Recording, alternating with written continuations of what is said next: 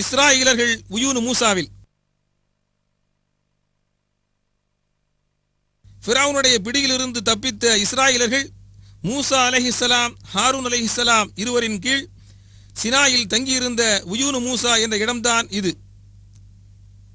உயூனு மூசா என்ற அரபு சொல்லுக்கு மூசா அலைஹிஸ்ஸலாம் அவர்களின் ஊற்றுக்கள் என்று பொருள்.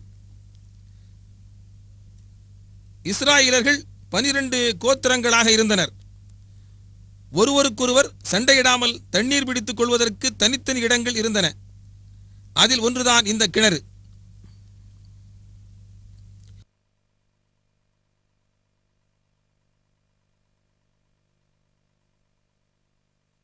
யாருமற்ற சினாயில் இஸ்ராயேலர் பயன்படுத்தியதும் இன்றும் உள்ளதுமான மற்றொரு ஊற்றுதான் இது.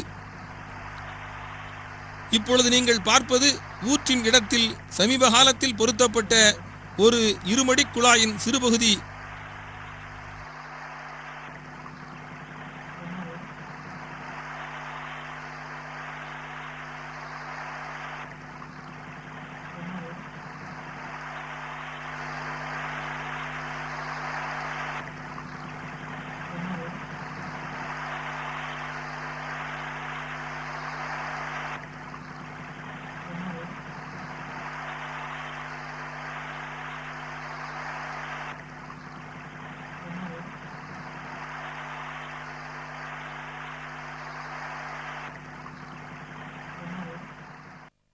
ஏனைய சில கோத்திரங்களின் தண்ணீரிடங்கள் சினாயில் சில கிலோமீட்டர்கள் சுற்றளவில் இப்பொழுதும் வற்றாமல் உள்ளன.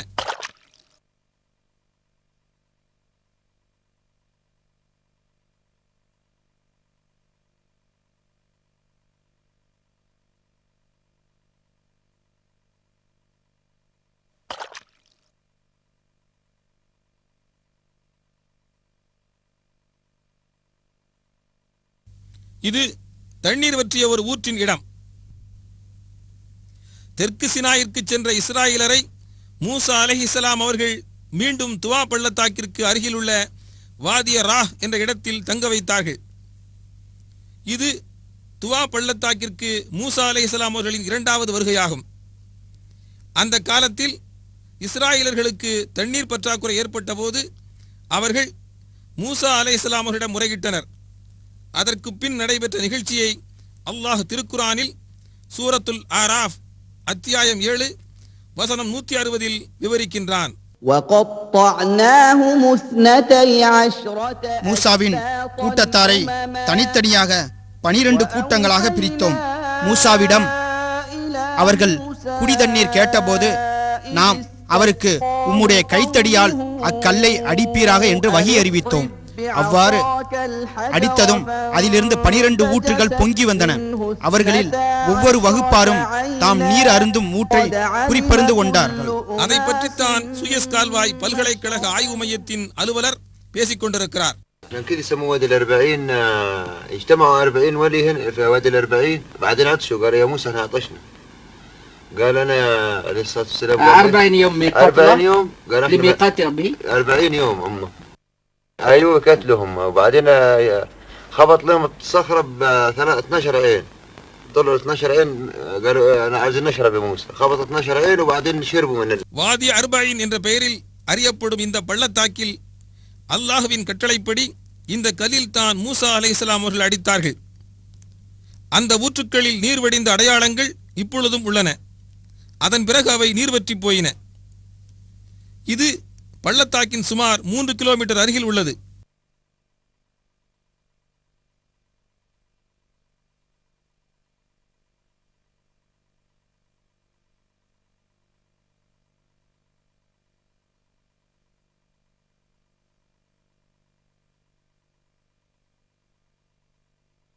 துவாவில் தங்கியுள்ள சுயஸ் கால்வாய் பல்கலைக்கழக பேராசிரியர்களான டாக்டர் மாஜிதி நாசிஃபும் டாக்டர் முஸ்தபா மௌசியும் இந்த வரலாற்றை பற்றித்தான் பேசுகிறார்கள். صالح قدام نبي صالح up over where through asphaltic road 6 kilometers from here on the way on the way. சினாய்க்கு அருகில் இஸ்ராயேலர்களை தங்க வைத்து 7359 அடிகள் உயரமுள்ள இந்த சினாய் மலையின் உச்சியில் 40 நாட்கள் தியானத்தில் அமரும்படி அல்லாஹ் மூசா அலைஹிஸ்ஸலாம் அவர்களுக்கு கட்டளையிட்டான். சூரத்துல் ஆராஃப் அத்தியாயம் 7 வசனம் 142. وواعدنا موسى 30 ليلة وأتممناها ب10 فتم ميقات ربه 40 ليلة وقال موسى لأخيه هارون மூசாவுக்கு நாம் 30 இரவுகளை வாக்களித்தோம். பின்னர் மேலும் அதை 10 இரவுகளை கொண்டு பூர்த்தியாக்கினோம்.